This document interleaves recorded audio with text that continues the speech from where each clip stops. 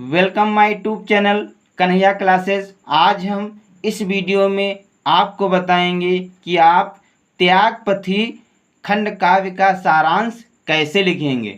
इस वीडियो में हम आपको त्यागपथी खंड काव्य के पांचों सर्ग का सारांश आप कैसे लिखेंगे, इस वीडियो में हम आपको विस्तार पूर्वक लिखकर समझाएंगे। तो सबसे पहले हेडिंग डालेंगे त्यागपथी खंड काव्य का सारांश। इसके बाद लिखेंगे त्यागपथी खंड काव्य सर्गवार सारांश इस प्रकार है। इसके बाद हेडिंग डालेंगे प्रथम सर्ग। इसमें लिखेंगे राजकुमार हर्षवर्धन के पिता प्रभाकर वर्धन बुखार से पीड़ित थे। हर्षवर्धन उनका बहुत इलाज करवाते परंतु वे ठीक नहीं हुए। हर्षवर्धन के बड़े भाई राजवर्धन उत्तरापथ पर हूणों से युद्ध करने में लगे थे। हर्षवर्धन की माता अपने पिता की दशा को देखकर स्वयं आत्महत्या कर लेती है। कुछ दिन बाद प्रभाकर वर्धन की भी मृत्यु हो जाती है। हर्षवर्धन दुखी मन से उनका अंतिम संस्कार करवाते हैं। चिंता की बात यह है कि पिता की मृत्यु का समाचार सुनकर बहन राजश्री और भाई राजवर्धन की क्या दशा होगी। यानी कि प्रथम सर्ग में आपको लिखना है कि राजकुमार हर्षवर्धन के पिता प्रभाकर वर्धन बुखार से पीड़ित थे। हर्षवर्धन उनका इलाज करवाते हैं परंतु वे ठीक नहीं होते हैं। हर्षवर्धन के बड़े भाई राजवर्धन उत्तरापथ पर हूणों से युद्ध करने में लगे थे। हर्षवर्धन की माता अपने पिता की दशा को देखकर स्वयं आत्महत्या कर लेती है।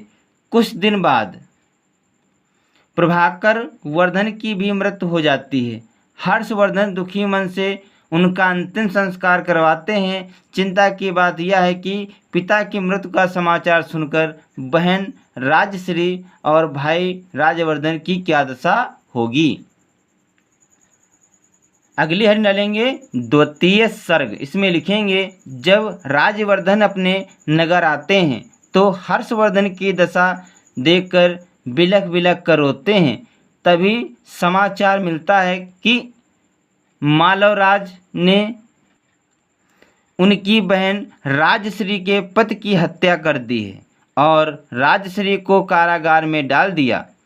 राजवर्धन क्रोधित होकर मालवराज को मारने जाते हैं परंतु गौड़ नरेश छलपूर्वक उनकी हत्या करवा देता है। ऐसा सुनकर हर्षवर्धन युद्ध के लिए चल देते हैं। तभी उन्हें पता चला है कि राजश्री बंधन मुक्त होकर विंध्याचल आत्महत्या करने चली गई। हर्षवर्धन उन्हें खोज लेते हैं। यानी कि द्वितीय सर्ग में लिखेंगे कि जब राजवर्धन अपने नगर आते हैं तो हर्षवर्धन की दशा देखकर बिलख बिलख कर रोते हैं। तभी समाचार मिलता है कि मालवराज ने उनकी बहन राजश्री के पति की हत्या कर दी है और राजश्री को कारागार में डाल दिया। राजवर्धन क्रोधित होकर मालवराज को मारने जाते हैं परंतु गौड़ नरेश छलपूर्वक उनकी हत्या करवा देता है। तभी उन्हें पता चला कि राजश्री बंधन मुक्त होकर विंध्याचल आत्महत्या करने चली गई हैं। हर्षवर्धन उन्हें खोज लेते हैं और आत्महत्या करने से बचा लेते हैं। अब अगली हेडिंग डालेंगे तृतीय सर्ग। इसमें लिखेंगे हर्षवर्धन अपनी बहन के छीने हुए राज्य को पुनः प्राप्त करने के लिए अपनी विशाल सेना के साथ कन्नौज पर आक्रमण कर देते हैं और दुश्मनों को भगाकर स्वयं वहां के राजा बन जाते हैं, क्योंकि उनकी बहन सिंहासन पर बैठने से इनकार कर देती है। इसके बाद हर्षवर्धन ने दिग्विजय अभियान चलाया और एक सुसंगठित राज्य का निर्माण किया। उनके राज्य में प्रजा सुखी थी।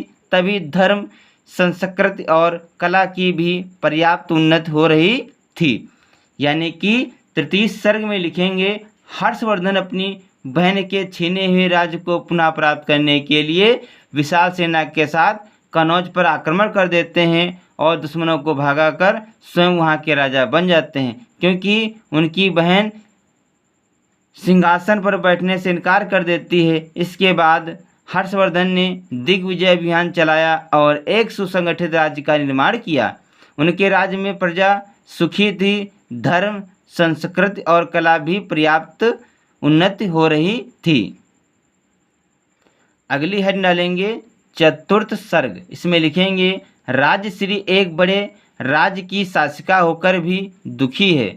वह संन्यास ग्रहण करना चाहती है, परंतु प्रजा के समझाने की वजह से वह संन्यास का विचार त्याग कर देश सेवा में लग जाती है। यानी कि चतुर्थ सर्ग में लिखेंगे राजश्री एक बड़े राज्य की शासिका होकर भी दुखी है। वह संन्यास ग्रहण करना चाहती है, परंतु प्रजा के समझाने की वजह से वह संन्यास का विचार त्याग कर देश सेवा में लग जाती है।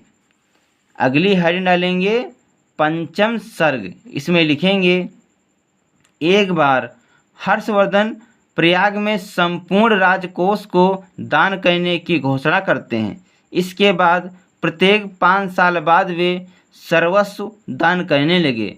अपने पूरे जीवन में वे 6 बार सर्वस्व दान करते हैं। इस प्रकार कर्तव्यपरायण, त्यागी, परोपकारी, परमवीर महाराज हर्षवर्धन का शासन सब प्रकार से सुखी है।